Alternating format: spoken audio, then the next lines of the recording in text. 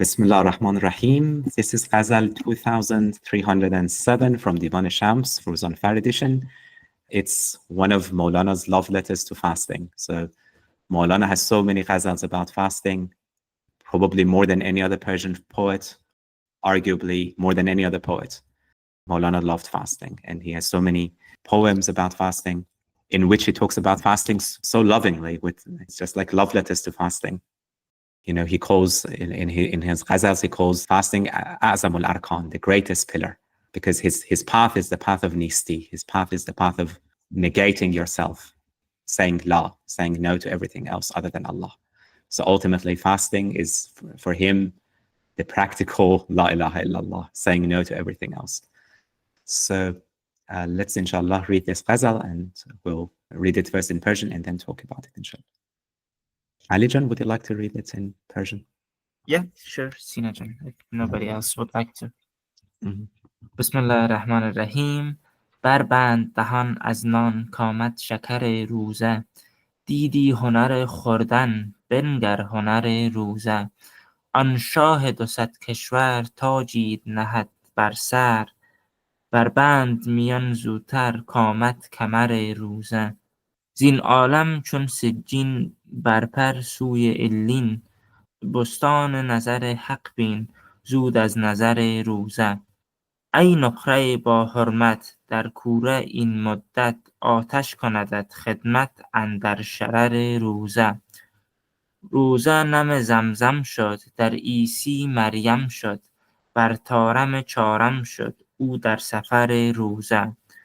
کو پر زدن مرغان کو پر ملک جان، این هست پر چینه و آن هست پر روزه. گر روزه ضرر دارد 100 گونه هنر دارد، سودای دگر دارد سودای سر روزه. این روزه در این چادر پنهان شده چون دلبر، از چادر او بگذر واجو خبر روزه. باریک کند گردن ایمن کند از مردن، تخمه اثر خوردن مستی اثر روزه. 30 روز در این دریا پا سر کنی و سرپا، تا در رسی ای مولا اندر گهر روزه. شیطان همه تدبیرش وان حیله و تزویرش، بشکست همه تیرش پیش سپر روزه. روزه کر و فر خود خوشتر ز تو برگوید، در بند در گفتن بگشای در روزه. شمس الحق تبریزی هم صبری و پرهیزی، هم عید شکرریزی هم کر و فر روزه. Ayvallah, alhamdulillah. Thank you so much, Ali Jan. So yeah, let's read the translation. And thank you also Ali Jan, Miqdad Jan, and Kenza Jan for helping me with editing the translation. Ahmed, would you like to read the translation if you're not too tired? Yeah, sure. Ghazal number 2307. Close your lips to bread. Here comes the sweetness of fasting. You have tasted the joy of eating. Now behold the beauty of fasting. That king of 100 realms shall place a crown upon your head. Gird up your waist swiftly. You have found the belt of fasting. Rise from this world, heavy as chains, fly towards the heavenly height. Take the gaze that sees the truth, a vision granted through the gaze of fasting. O precious silver in furnace of these days, let the fire serve you, let it burn away your dross in the flame of fasting. Fasting became the spring of Zamzam, it became the spirit of Jesus, son of Mary. He rose to the fourth heaven through the journey of fasting. The fluttering of birds, how different it is from the fluttering of angels. One wing is nourished by grain, the other by fasting. Fasting might seem a loss, but it has 100 hidden gifts. There is another value, another market in the mind of those who love fasting. Fasting is beneath this veil, hidden like a lovely beauty. Pass beyond her veil, seek the secrets of fasting. It makes your neck slender and shields you from death. Sickness is footprint of gluttony, and ecstasy the trace of fasting. For 30 days in this ocean, your foot becomes head and your head foot until you arrive, O Master, at the pearl hidden within fasting. Satan, with all his schemes, his tricks and deceptions, every one of his arrows is broken before the shield of fasting. Fasting speaks of its glory more sweetly than you. Close the door of speech and open the door of fasting. O Son of Truth, O Tabrizi, you are patience and restraint. You are the Eid of sweetness, the glory of fasting.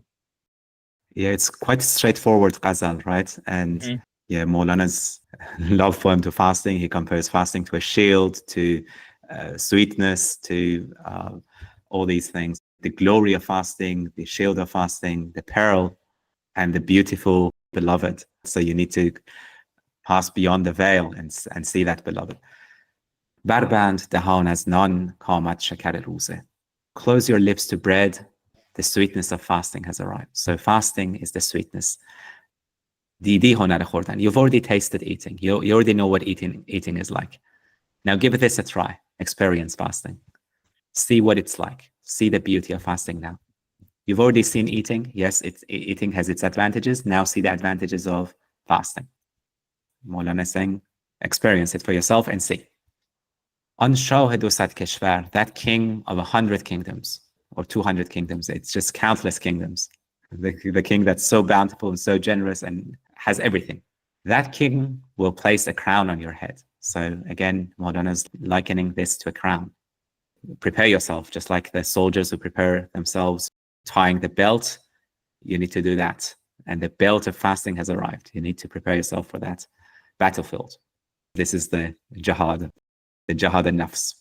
Then he says, Zin a'lam chun sijjin, from this world that's like sijjin. And sijjin appears in the Quran, the lowest levels of hell. And it's also from the same root as sijjin, prison, chains. So this world that's weighing you down, you're in chains in this world.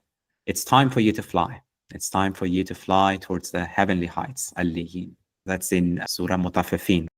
You have the Fujjar who are in Sijjin, and then the Abrar, the righteous who are in al-liyin, who are in the heavenly heights. Why? Because the Abrar are light, so they can fly, whereas those Fujjar are heavy, they sink lower and lower.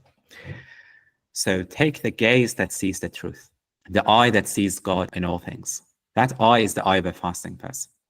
As Mawlana was saying in the Fihi Ma Fihi, two people, one of them is hungry, one of them is full. Both of them look at loaf of bread. The hungry person sees John, whereas the person who is eaten only sees the outward form, only sees this bread. It doesn't see anything beyond that appearance.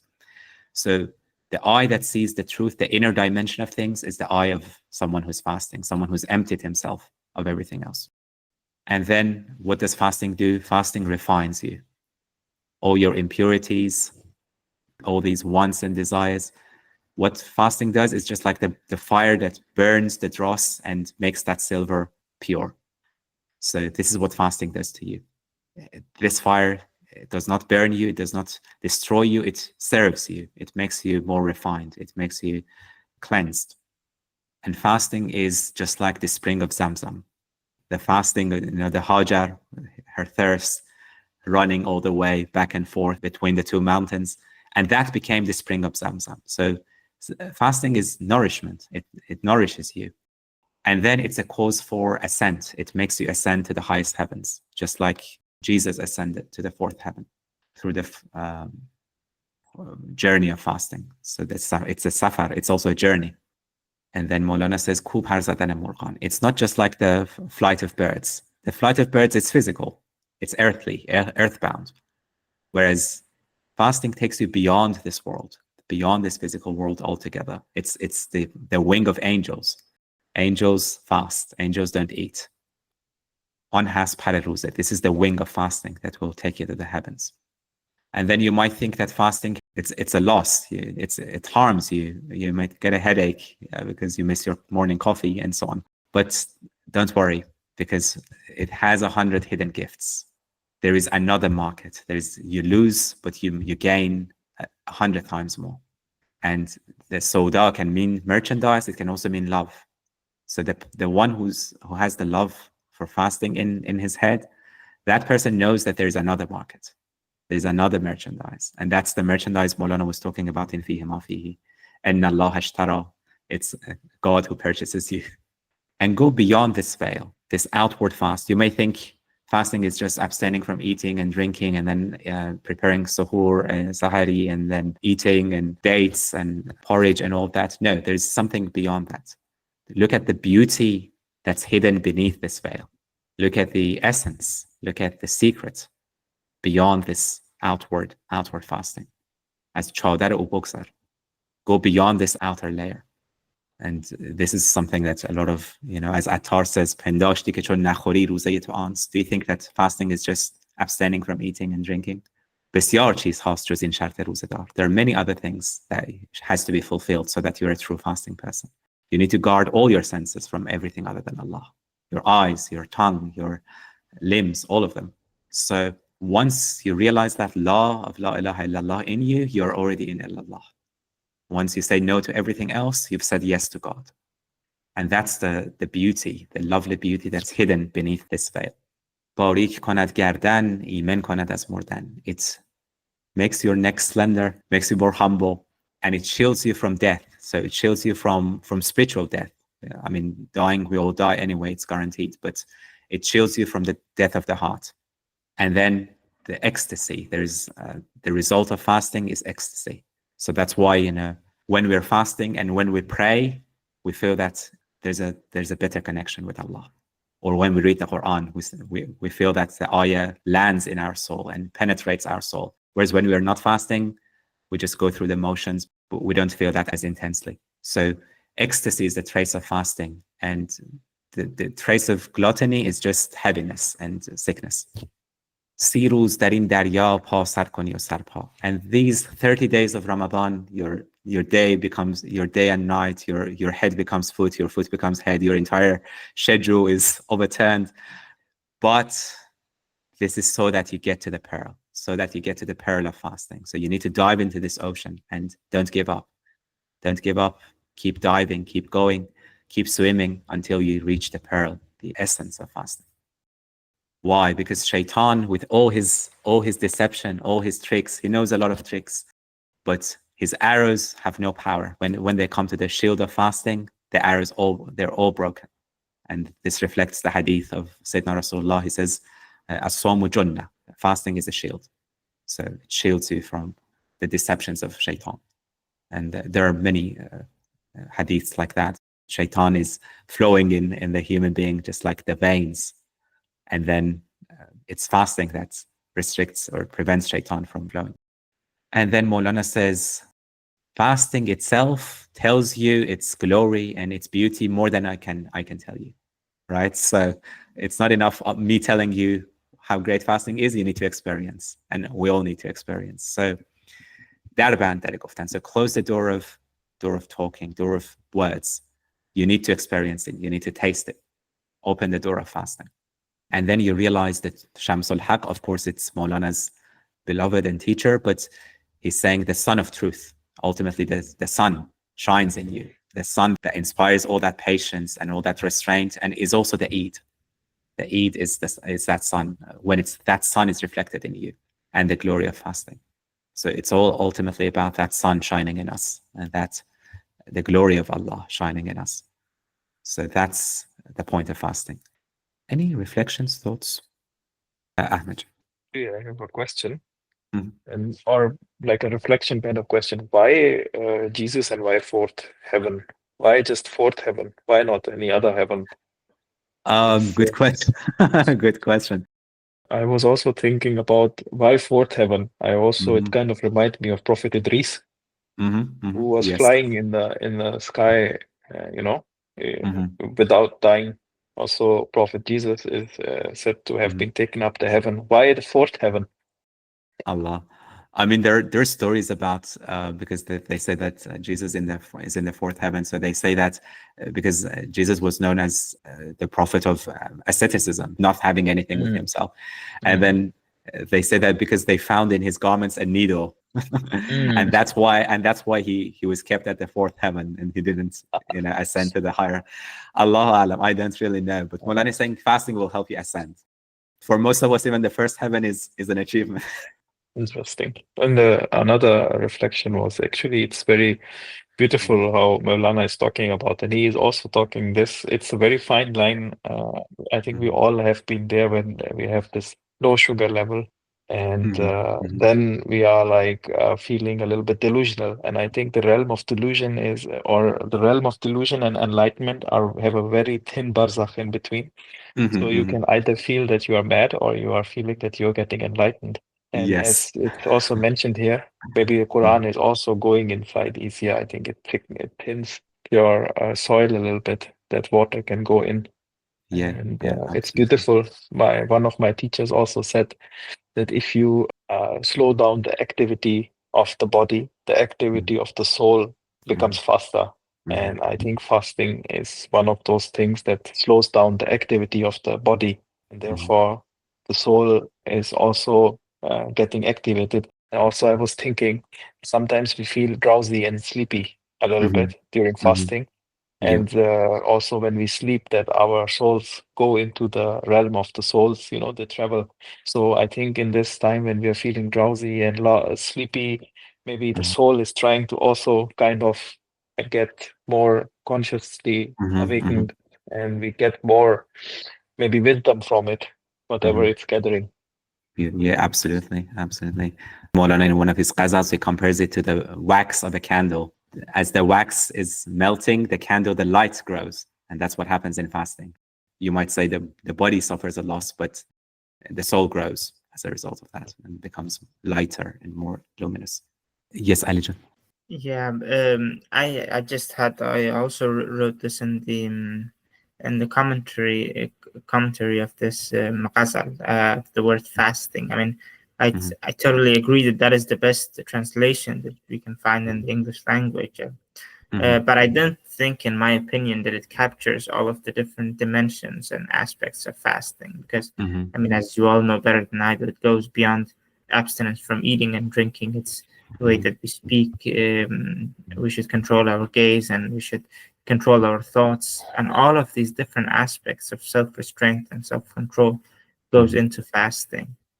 So perhaps, I mean, it's in a sense more like abstinence from lowly desires and from the ego, right? And that's a great, of course, a great practice of purification. And I think that it also leads to humbleness, because no matter what position we have in society, whether we're a king or a slave or we're a humble worker, we all have to fast. And when we're fasting, we should find empathy with the people who are not as fortunate as us in the materialistic sense. They might not have the things that we have. So it should remind us of that. And fasting also unites the ummah in some sense, because ultimate unification comes from empathy and mutual understanding, going through what other people are going through. So even if I am in the Scandinavia, far away from, let's say, Afghanistan or other places, I still have the experience of hunger and thirst like they have, at least to some extent. And that should create empathy in us as human beings, because I feel nowadays especially in Western countries, we're so self-obsessed. It's all about the ego, about our career, and about getting this and getting that and getting recognition, and everything is about us. What should we do to improve ourselves? And of course, self-improvement is not bad, but it's wrong to think that the universe basically goes around us, right? That's what we're taught, and everything should be egocentric. If it doesn't benefit us, then we shouldn't do it. But Islam through fasting says something different. It gives us a different lesson that it's ultimately about finding connection with the Lord. And when we are connected to the Lord and we're connected to the people, that's where we feel at peace, because that's where we feel that we're not alone anymore in the world, that we know our place in some sense. Yeah, absolutely. And you know what Mawlana says, you've tasted the joy of eating, now taste the joy of fasting. But even to really appreciate eating, you need to fast. You enjoy that halwa or dates, like you enjoy it much more after fasting. Right? So even if you're just looking at the pleasure aspect and worldly aspect of it, yes, it opens the door to another sweetness. But even that sweetness of the date, other times of the year, you take it for granted. Whereas fasting takes you inward and makes you realize how beautiful that can be. This reminds me of a funny story, Sina Jan, about a teacher at some point who was not really nice, and he was actually really harsh towards his students, and he was punished them and so on, etc. So he was basically known for the guy who loved to crack the whip and punish people. And then at some point, one of the students asked, why are you being so harsh with us? Why are you punishing us all the time? And why this kind of difficult behavior? He said that when you look at the other teachers, they're always so nice to us, and we don't understand something. They don't punish us for it. So the teacher answers, yes, but if you think about it, if I was nice to you just like everybody else, you would never understand the value of kindness. So I am being harsh towards you. I'm punishing you so that you may understand the value of kindness. So actually, my function is as equally important as their function. Yeah, interesting. Yeah, indeed. We know things by opposites. Okay, so yeah, inshallah, may we all find the perils of fasting in this remaining days of Ramadan and find the beloved within